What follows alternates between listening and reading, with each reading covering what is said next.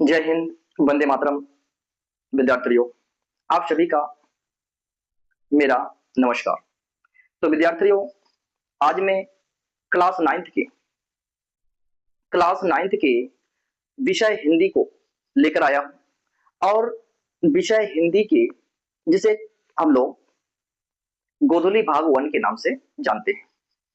तो विद्यार्थियों, आज मैं गोधूली भाग 1 के यानी कि आपके हिंदी विषय का जो पाठ्यक्रम है, उस पाठ्यक्रम के विधा और रचनाकार या लेखक के नाम लेके आया हूं, ताकि जो है हम लोग इसके विधा के नाम और रचनाकारों के नाम जो है हम लोग अच्छी तरह से याद रख सके। तो बच्चों, हम लोग जानते हैं कि हिंदी भाषा के जो गोधूली भाग 1 है, इसके 2 पार्ट होते हैं। एक होता है गद्य खंड और एक होता है पद्य खंड। तो हम लोग गद्य खंड के अंतर्गत कौन कौन से चैप्टर आते हैं या कौन कौन से अध्याय है, उस अध्याय जो है किस विधा में है और उसके रचनाकार कौन है। तो इस क्लास में हम लोग जो है बस गद्य खंड के पाठ, उसके रचनाकार, उसकी विधा के नाम को एक एक करके जानेंगे। तो आप सभी जो है वीडियो के अंत तक बने रहिए और सारे अध्यायों के विधा और उनके रचनाकारों के नाम जो है जाने। तो सबसे पहले हम लोग देखते हैं कि हम लोग यहाँ पे देखेंगे कि हिंदी विषय जिसको हम लोग गोधूली भाग 1 के नाम से जानते हैं। तो बच्चों, गोधूली का जो अर्थ है, सबसे पहले तो हम लोगों को हिंदी विषय का जो गोधूली है, गोधूली का अर्थ जान लेना है। तो गोधूली का जो अर्थ होता है, गोधूली का अर्थ होता है संध्या काल। गोधूली का जो अर्थ होता है, ये होता है संध्या काल। गोधूली का अर्थ क्या होता है? संध्या काल, यानी कि जो शाम का काल होता है। तो सबसे पहले हम लोग जान लेंगे कि गोधूली का अर्थ है संध्या काल। तो इस गोधूली के 2 खंड है। पहला खंड को हम लोग कहते हैं गद्य खंड और दूसरा खंड को कहते हैं हम लोग पद्य खंड। तो गद्य खंड के अंतर्गत जितने भी अध्याय है उसके नाम जानेंगे हम लोग ना। तो बच्चों ध्यान दोगे तो इसका पहला पार्ट जो है यह है कहानी का प्लॉट। कहानी का प्लॉट, और कहानी का प्लॉट जो है एक कहानी है। कहानी का प्लॉट जो है एक कहानी है और यह कहानी के लेखक जो है, इस कहानी के लेखक शिवपूजन सहाय है।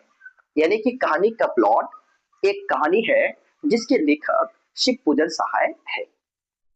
इसके बाद दूसरा जो हमारा अध्याय चैप्टर है, इसका नाम है भारत का पुरातन विद्यापीठ नालंदा। भारत का पुरातन विद्यापीठ नालंदा। तो नालंदा के बारे में लिखा गया, तो यह एक निबंध ही होगा। यह क्या होगा?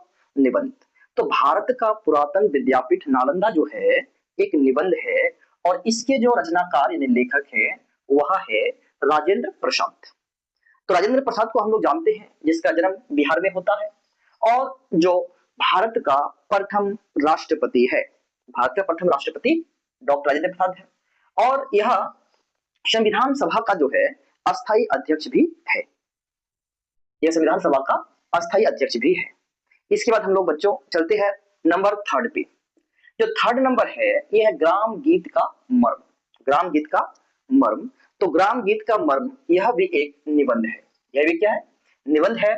और इस निबंध के जो निबंधकार है वो है लक्ष्मी नारायण सुधांशु। लक्ष्मी नारायण सुधांशु। यानी कि ग्राम गीत का मर्म एक निबंध है।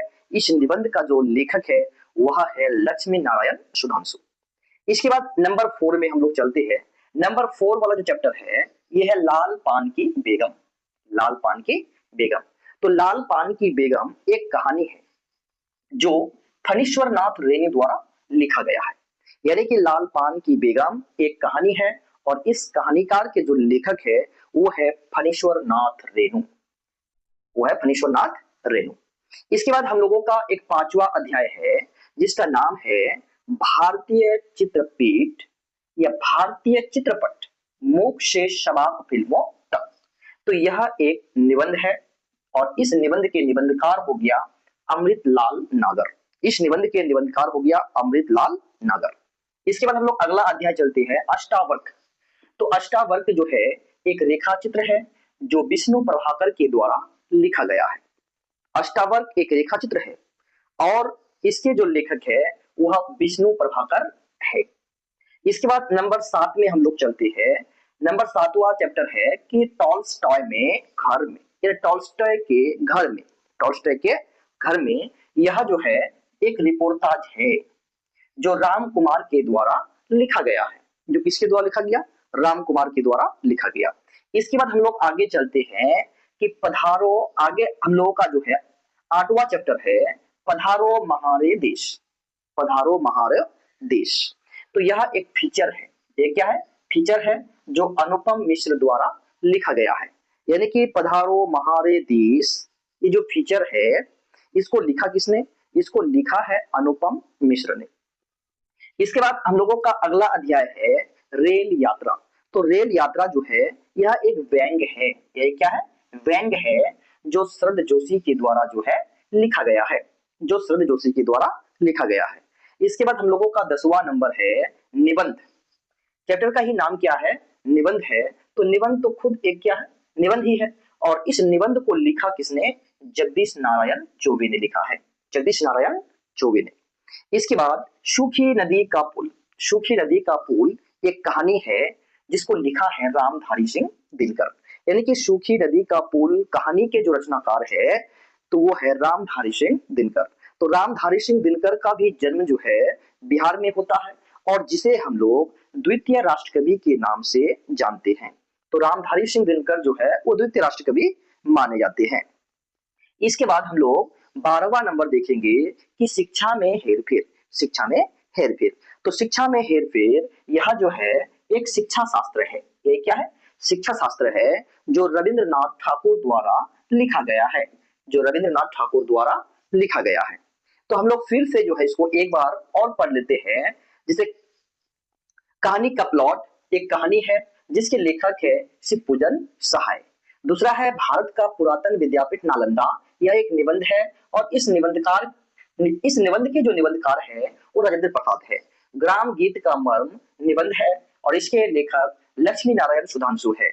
अगला है लाल पान की बेगम, यह एक कहानी है फणीश्वर नाथ रेणु की। अगला है भारतीय चित्रपट मुख से समाप्त फिल्मों तक, यह एक निबंध है और इसके लेखक हो गया अमृतलाल नागर। अगला है अष्टावर्क, अष्टावर्क एक रेखा चित्र है और इसके लेखक हो गया विष्णु प्रभाकर।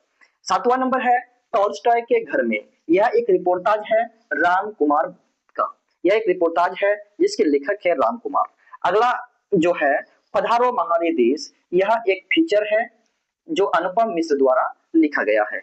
नंबर 9 में है रेल यात्रा, रेल यात्रा एक व्यंग है शरद जोशी का। इसके बाद है 10वां नंबर निबंध, निबंध एक निबंध ही है जो जगदीश नारायण चौबे के द्वारा लिखा गया है। एक अगला चैप्टर है हमारा सूखी नदी का पुल, यह एक कहानी है जो रामधारी सिंह दिनकर की है। एक है शिक्षा में हेरफेर, तो शिक्षा में हेरफेर शिक्षा शास्त्र है और इसके लेखक हो गया रविंद्रनाथ ठाकुर, रविंद्रनाथ ठाकुर। तो इसके बाद हम लोग एक चीज को जान लेते हैं कि ये रेखा चित्र होता क्या है, रिपोर्टाज होता क्या है और फीचर क्या है और व्यंग क्या है। तो इसके बारे में हम लोग संक्षेप में थोड़ा जान लेते हैं कि रेखा चित्र जो होता है, ये रेखा चित्र जो होता है यह एक व्यक्ति के व्यक्तित्व का सजीव वर्णन है। तो रेखा चित्र जो होता है वो किसी व्यक्ति के जो व्यक्तित्व होते हैं उसका सजीव वर्णन होता है। इसके बाद जो रिपोर्टाज है, रिपोर्टाज क्या होता है? यह किसी घटना का तथ्यात्मक और प्रत्यक्ष वर्णन है, यह किसी घटना का तथ्यात्मक और प्रत्यक्ष वर्णन होता है। इसके बाद एक फीचर है, फीचर जो है यह किसी वस्तु या स्थान की मुख्य विशेषताओं का वर्णन है। तो फीचर जो होता है यह किसी वस्तु या स्थान की जो मुख्य विशेषता होता है उसका वर्णन होता है। इसके बाद हम लोग जानेंगे कि व्यंग क्या होता है। तो व्यंग जो है यह मानवीय दुर्गुणों और मूर्खताओं का उपहास करने वाली साहित्यिक रचना है। व्यंग जो है यह मानवीय दुर्गुणों और मूर्खताओं का उपहास जिसको हम लोग कहते हैं तिरस्कार, जिसको हम लोग कहते हैं तिरस्कार, यानी कि उपहास या तिरस्कार करने वाली एक साहित्यिक रचना है। तो बच्चों हम लोग यहाँ पे जाने जैसे कि कहानी के बारे में हम लोग जानते हैं, निबंध के बारे में जानते हैं, लेकिन जो रेखा चित्र होता है, रिपोर्टाज होता है, फीचर होता है और व्यंग होता है, तो इसके बारे में भी हम लोग जान लिए। तो आगे यदि वीडियो पसंद आया हो तो आप लोग जो है मेरे चैनल से जुड़ने के लिए सब्सक्राइब जरूर करें, ताकि जो मैं आप लोगों को जो है और भी इस तरह के अच्छे क्लास दे सकूं। तो धन्यवाद बच्चों।